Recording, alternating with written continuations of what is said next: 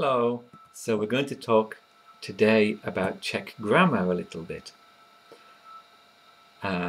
Czech, like all Slavic languages, is an inflected language, which means that the role that something plays in a sentence changes how the word is spelled. In English, things tend to retain their spelling no matter what part they play in a sentence. The dog eats the man eats the dog.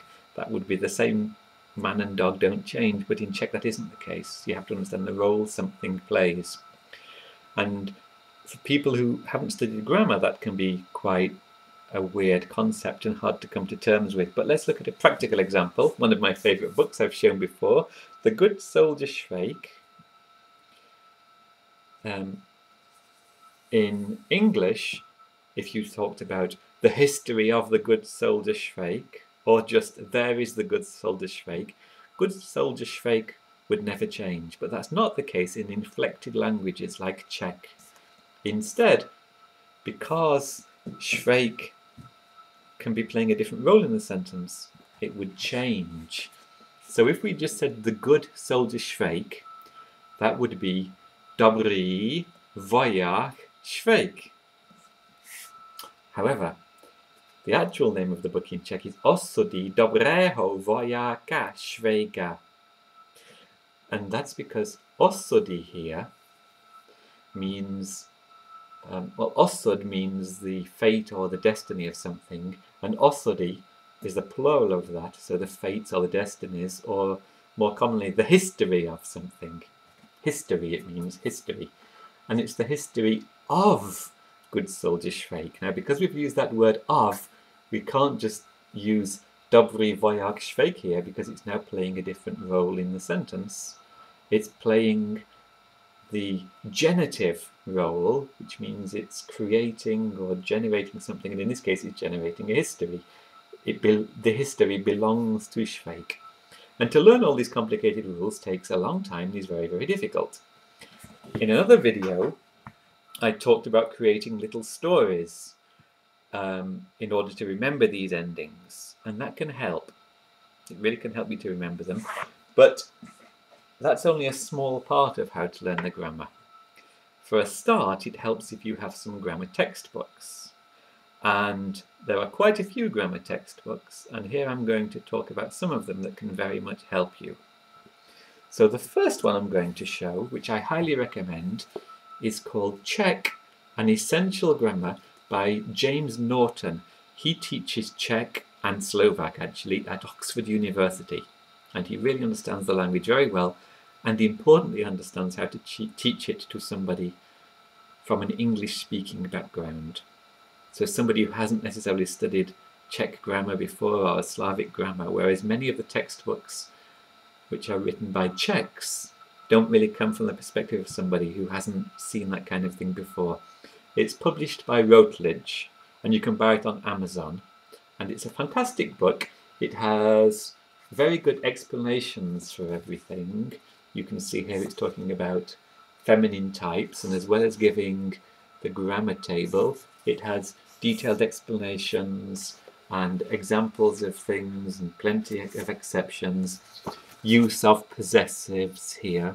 It talks about Karlův most, which is the famous Charles Bridge in Prague, and Karlův means belonging to Charles Bridge.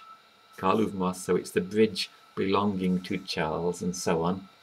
And this is a very good book to get the overview. Here's how to use the present tense, which is přítomný čas in Czech. So it's a very good textual explanation for the grammar. Although it doesn't go into every last detail, I'd say it's a very good first book on Czech grammar. A little bit more advanced than that, perhaps, is an older book, even though it's called A Modern Czech Grammar. It's written by Harkins and by a company called King's Crown Press. You can get this on Amazon too, but it's admittedly quite expensive, and it's a very old book. I think it was written in the 1950s. Let me check. 1953 by William Harkins, and he was from Columbia University, Department of Slavic Languages, I believe, and it was actually originally typewritten.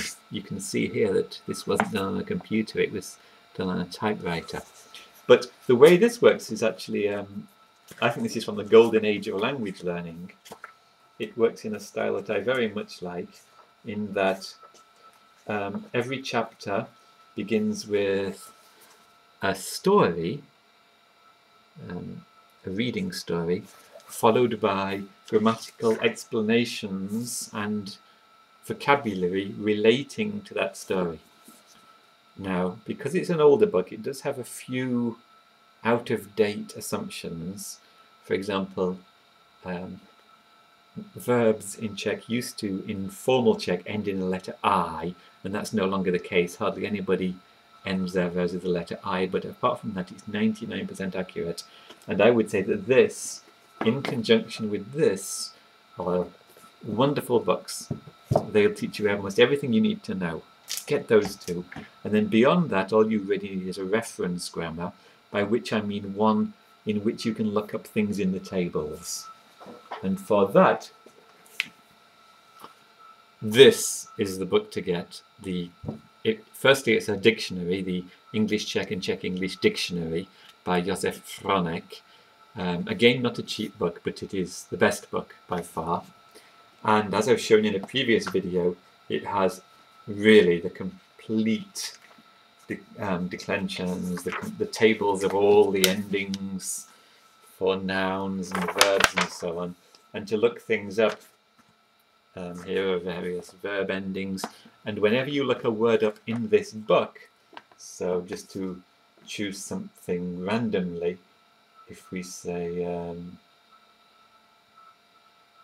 so just here, the word klatba, which means anathema, and it says here it's a genitive, that it's feminine, and it follows pattern number 31, which you would then look up in these grammar tables, and you'd understand all the endings in every case for that word. So very good for reference. And this one, if you can find it, perhaps it is, when you're a bit more comfortable, perhaps at intermediate level, is Přehled základní české gramatiky, which means an overview of basic Czech grammar pro zahraniční studenty. It actually says this is for overseas students, but the whole thing is actually in Czech, and it's actually quite nicely done. It's really table after table. It doesn't have any theory, but it has all the tables to look things up in. If you have those 4 resources, I'd say you have everything you need for Czech grammar. And beyond that, if you're at a much more advanced level, you may want to get books actually written in Czech for Czechs, but I wouldn't recommend them because they tend to be very theoretical and of very little practical use. So stick with those 4 if you can get them. Okay, in the next video I'm going to then talk about, once you have those in hand, how do you actually go about deeply absorbing the grammar so you don't have to keep thinking about it all the time. And there are a few techniques that I use so that now I don't have to keep thinking, ooh, what was the ending? Instead it comes automatically to me. Okay.